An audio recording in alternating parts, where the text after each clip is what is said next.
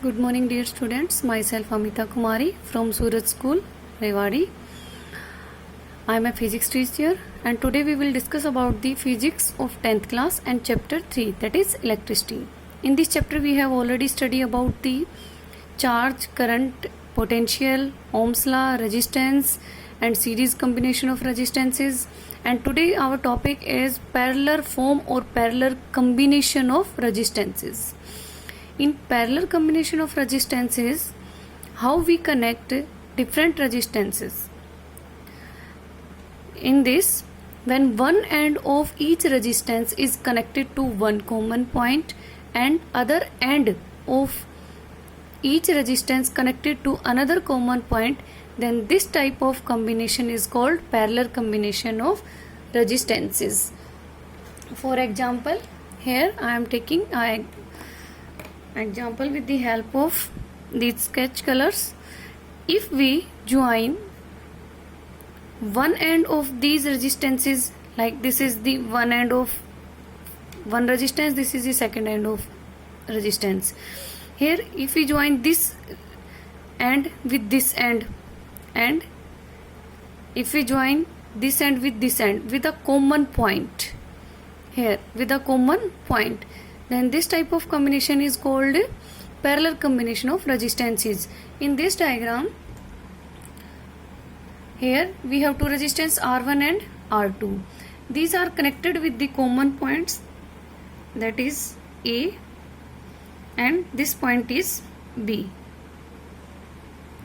R1 and R2 connected in this side with A point, and in another side the another end of each resistance connected to second point, that is B. Here in parallel combination of resistances, the potential is same at each resistance and the current passing through the circuit is I, but at different resistances the amount of current is different, because at point A the current is divided into two different paths. That's why its amount I divided into two parts, that is equal to I1 and plus I2.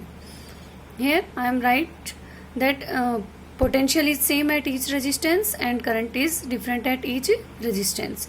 In this we have used Ohm's law to derive the equivalent resistance in parallel combination. And at resistance R1, according to Ohm's law, that is V is equal to IR.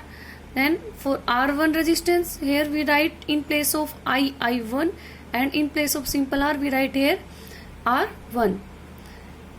From this we find out the value of I1, which is equal to V by R1, and for second V is equal to I2 R2. This is the for second resistance, and the value of current in second resistance I2 is equal to V by R2. This is first equation, this is second equation. After, for the total combination of resistance, V is equal to IR. Here we write R with P. Here P denotes the parallel, means equivalent resistance in parallel form. From this we find the value of I, that is I is equal to V by RP. This is equation third. We know that our total current I is distributed in two parts, that is I1 and I2. Here we write I is equal to I1 plus I2, and in this we use equation first, second and third. In place of I we write here V by RP. In place of I1 we write here V by R1. In place of I2 we write V by R2. From these values we will take V common and cancel out, and we get final result, that is 1 by RP is equal to 1 by R1 plus 1 by R2. This is the required relation in parallel combination. If we have three resistance, then another resistance is also connected in this form. Here we add that resistance, that is plus 1 by R3, and in this way we can solve number of resistances in parallel form. Our equivalent resistance in parallel form comes out to be less than the individual resistances.